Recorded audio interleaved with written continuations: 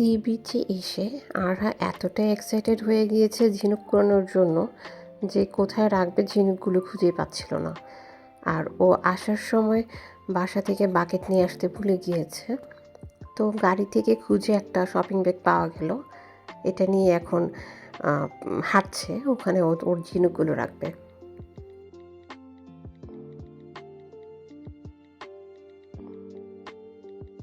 আর আজকে আমরা যেই সমুদ্র বীচটাতে এসেছি সেটা হচ্ছে তেরেঙ্গানুতে, মালয়েশিয়ার কুয়ালা তেরেঙ্গানুতে। খুব বড় একটা বিচ, আর একদম রাস্তার সাথে বিচটা। যেহেতু আমরা এখানে এসে যেখানে উঠেছি সেখান থেকে তেরেঙ্গানুর দূরত্ব অনেক বেশি, আর আমরা তেরেঙ্গানুর এই বিচে আসার আগে আরও কয়েকটা স্পটে ঘুরে এসেছি, তাই এখানে খুব বেশি একটা সময় পাইনি। তারপরেও আমাদের সূর্য অস্ত দেখার খুব ইচ্ছে ছিল, যার কারণে বিকেল টাইমটা এখানে চলে এসেছি। আলহামদুলিল্লাহ, এটা আমাদের মালয়েশিয়াতে 3 নম্বর সমুদ্র সৈকত দেখা, অর্থাৎ এর আগে আমরা 3টা সমুদ্র দেখে এসেছি। মালয়েশিয়াতে যেহেতু পাহাড় এবং চারপাশে অনেক সমুদ্র সৈকত আছে, তাই প্রতিটা ওদের প্রভিন্সেই কোথাও না কোথাও সমুদ্রের দেখা পাওয়া যায়। এবার প্রথম সমুদ্রটা দেখেছি আমরা মেলেক্কাতে, তারপর কুয়ান্তানে আমরা যখন দেখেছি সেটা রাত ছিল। আর মেলেক্কাতে আমরা বেশিক্ষণ ছিলাম না আর কি, যেহেতু আমাদের বাসার দিকে আসার তাড়া ছিল। খুব বেশি একটা সময় আমরা ওখানে স্টে করতে পারিনি। আর এখন তেরেঙ্গানুতে এসেছি, এখানে বেশ ভালো সময় ছিলাম, পুরো বিকেলটা এখানে ছিলাম, সন্ধ্যার পরে আমরা এখান থেকে বের হয়েছি।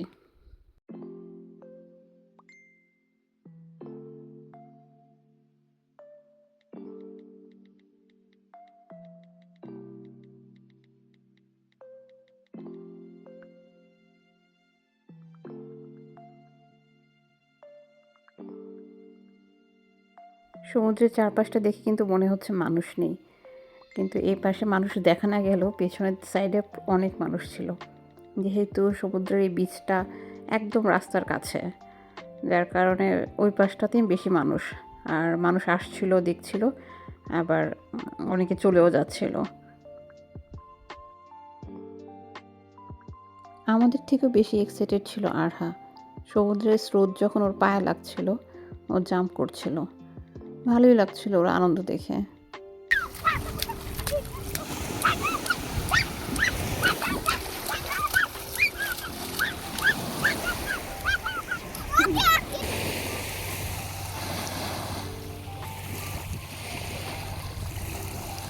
কুয়ান্তানের সমুদ্র সৈকতে আরহা ওর মামুন আঙ্কেলের সাথে অনেক ঝিনুক কুড়িয়েছিল, তাই এখানে এসেও ও আর ওর আঙ্কেল ঝিনুক কুড়াচ্ছিল। যদিও বালির মাঝে অনেক ঝিনুক ছিল, কিন্তু পানির সাথে সাথেও ঝিনুক আসছিল, ওরা সেইগুলোই কালেক্ট করছিল। যদিও আমি এখানে আরহাকে সমুদ্রের পানিতে পা ভিজাতে ছেড়ে দিয়েছিলাম, কিন্তু পরে ওর জামা কাপড়গুলো ওয়াশ করতে আমার প্রচণ্ড কষ্ট হয়েছে, কারণ পানির সাথে সাথে এত বালি আসছিল, সেগুলো জামাতে এমনভাবে লেগে গিয়েছে, মানে অল্প পানি দিয়ে তো ওয়াশ করার পসিবলই হয়নি। এটা আমাকে বেশ কয়েকদিন ধরে ওয়াশ করতে হয়েছে বালিগুলো সরানোর জন্য।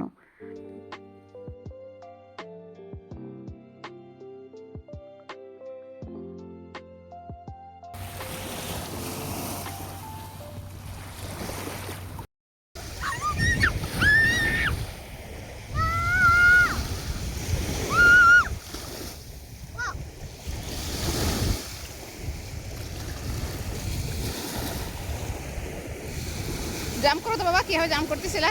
জাম্প করো, করো, করো।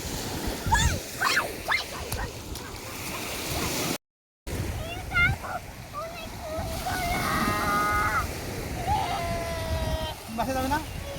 এর কই থাকবা?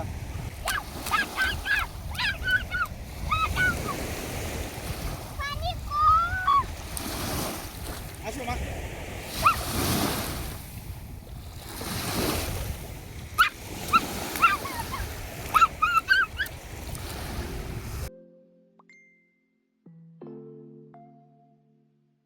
চারপাশটা দেখে কিন্তু বোঝার উপায় নাই যে সূর্য অস্ত গিয়েছে।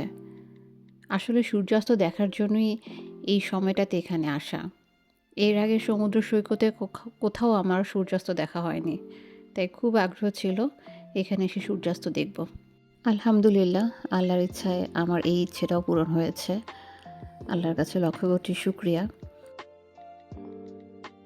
কিছু মেডিকেল চেক আপের জন্য আমাকে একটু মালয়েশিয়াতে হসপিটালে যেতে হয়েছিল, তো সেখানে আমাকে একদিন স্টে করতে হয়েছে। বিকেলে যখন হসপিটালের জানালার পাশে বসেছিলাম, কিছুই তো করার ছিল না, বসেছিলাম, তখন বাহিরের অংশটা একটু ভিডিও করছিলাম। চারপাশটা এত ক্লিন, দেখতেই ভালো লাগছিল।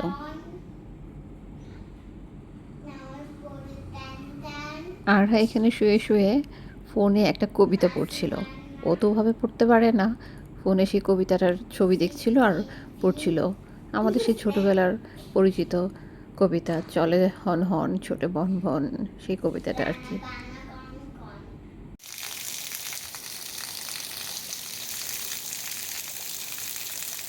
মালয়েশিয়ার তীব্র গরমে রহমতের বৃষ্টি। এই বৃষ্টি আসলে চারপাশটা এত ঠান্ডা হয়ে যায়, খুবই ভালো লাগে। এটা বেজিংয়ে ব্যাক করার সময়কার ভিডিও। আমরা এয়ারপোর্টের দিকে যাচ্ছিলাম। আমাদের ফ্লাইট ছিল 4:30টার দিকে।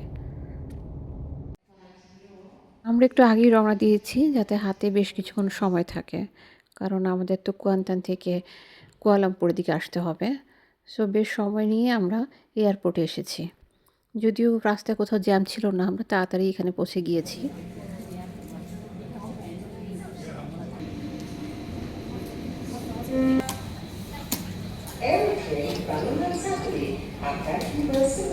আমরা এখন ট্রেনে উঠে পড়লাম। এই আমাদের টার্মিনাল যেহেতু একটু দূরে ছিল, এখান থেকে টার্মিনালে যাওয়ার ওয়ে ছিল এই ট্রেন। তো এখান থেকে টার্মিনালের দিকে যাচ্ছি, ওখান থেকে প্লেন উঠবো। আর হ্যাঁ, বেশ চুপচাপ হয়ে বসে আছে, বোঝার চেষ্টা করছে যে ও কোথায় যাচ্ছে।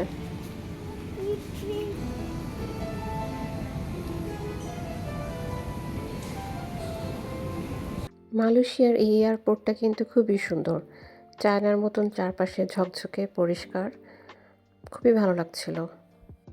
আমরা প্লেনের গেটের দিকে যাচ্ছিলাম, যে চিন্তা করছিলাম যে কাছাকাছি গিয়ে বসে থাকি, কিন্তু আমরা ওখানে যাওয়ার পরে তারা ডেকে বললো যে প্লেনে উঠে যেতে।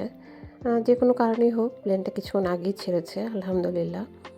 আর এটা হচ্ছে একদম সকালের ভিডিও। আমরা তখন প্রায় চলে এসেছি, আর কিছুক্ষণ পরে হয়তো নামবো। আকাশে ওদিন প্রচণ্ড রোদ ছিল, যদিও আমরা যখন এসেছি তখন চায়নাতে অলমোস্ট অটাম শুরু হয়ে গিয়েছে, ঠান্ডা ঠান্ডা একটা ওয়েদার। আলহামদুলিল্লাহ, আল্লাহর অশেষ রহমতে খুব সুন্দর একটা জার্নি করে আমরা সকাল সকালে চায়নাতে পৌঁছে গিয়েছি। আমাদের প্লেনও নির্ধারিত সময়ের অনেক আগেই চলে এসেছে। এখন এখান থেকে আমরা ট্যাক্সি নিচ্ছি, ট্যাক্সি নিয়ে সোজা বাসার দিকে চলে যাব।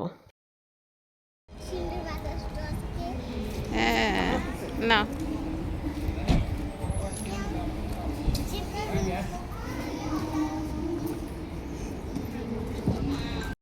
আলহামদুলিল্লাহ, আমরা সুস্থভাবে সুন্দরভাবে আমাদের কমিউনিটিতে চলে এসেছি।